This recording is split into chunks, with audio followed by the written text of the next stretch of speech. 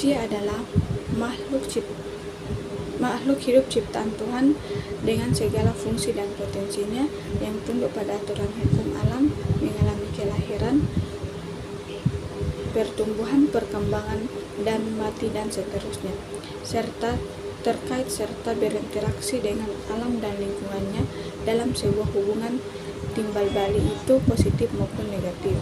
Manusia juga sebagai makhluk individu memiliki pemikiran-pemikiran tentang apa yang menurutnya baik dan sesuai dengan tindakan-tindakan yang akan diambil. Manusia pun berlaku sebagai makhluk sosial yang saling berhubungan antara keterkaitannya dengan lingkungan dan tempat tinggalnya.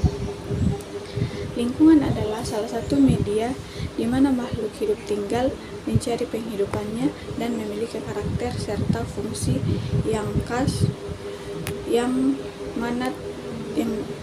mana terkait secara timbal balik dengan keberadaan makhluk hidup yang menempatinya, terutama manusia memiliki peran yang lebih kompleks dan real.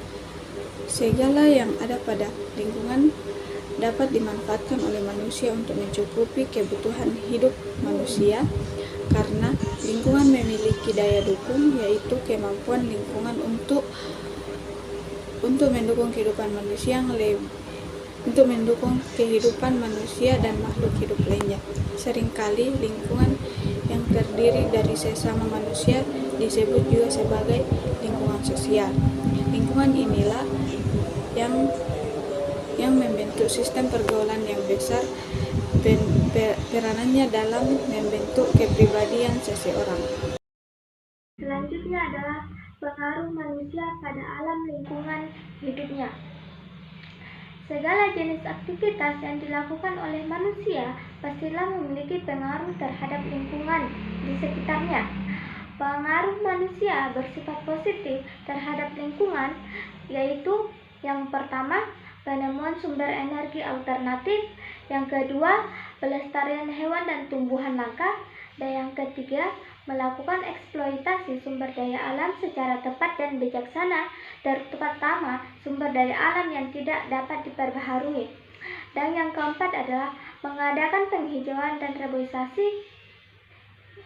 Yang kelima, melakukan proses daur ulang serta pengolahan limbah.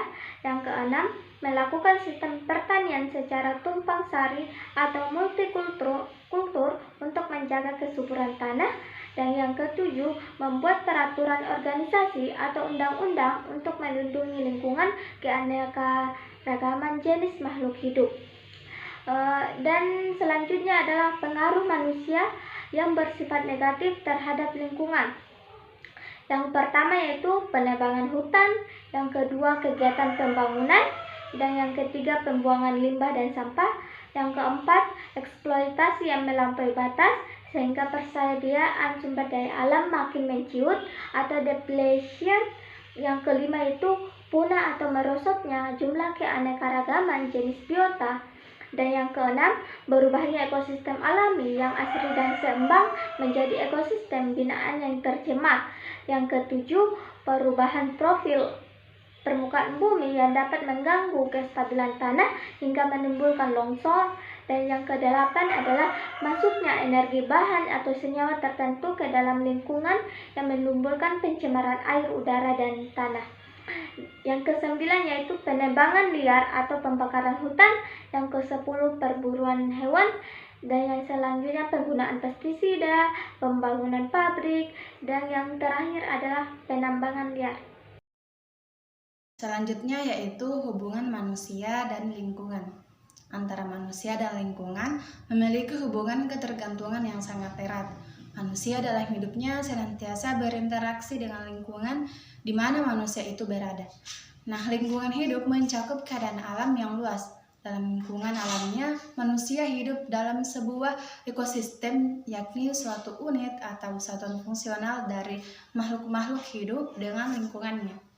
Dalam ekosistem terdapat komponen abiotik dan umumnya merupakan faktor lingkungan yang mempengaruhi makhluk-makhluk hidup, diantaranya tanah, udara, atau gas-gas yang membentuk atmosfer air, cahaya, suhu atau temperatur. Sedangkan komponen biotik diantaranya adalah produsen, konsumen, dan pengurai.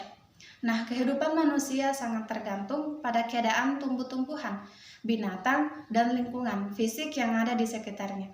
Lingkungan dapat mengalami suatu perubahan dalam proses interaksi dengan hidup manusia. Perubahan lingkungan terhadap kehidupan manusia akan membawa dampak bagi kehidupan manusia baik secara positif ataupun negatif. Nah, contoh dampak perubahan lingkungan yang positif yaitu penebangan pohon untuk dimanfaatkan kayunya dengan menanam kembali pohon untuk mengganti yang telah ditebang. Penerapan panca usaha tani untuk meningkatkan produktivitas, serta penanaman kembali pohon karena kebakaran untuk daerah resapan air dan mencegah erosi.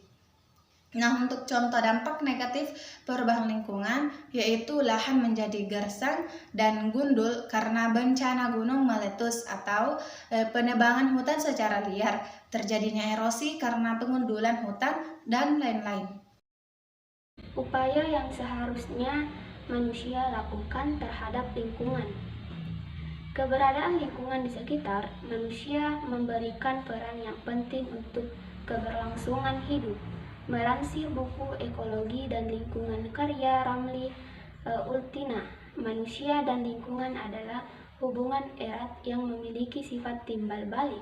Artinya, jika tidak ada lingkungan, manusia tidak bisa bertahan hidup, begitu juga sebaliknya. Lingkungan tanpa adanya manusia tidak akan berarti apa-apa. Oleh karena itu, manusia sebagai makhluk hidup yang memanfaatkan keberadaan lingkungan harus memiliki sikap yang berpengaruh pada kelestarian alam. Adapun yang harus dilakukan yaitu yang pertama, tidak membuang sampah sembarangan. Salah satu sikap yang semestinya dilakukan oleh manusia, yakni mengurangi pembuangan sampah secara sembarangan. Tujuannya agar tidak terjadi pencemaran lingkungan yang memberikan pengaruh negatif. Bagaimana cara untuk mengurangi pembuangan sampah sembarangan?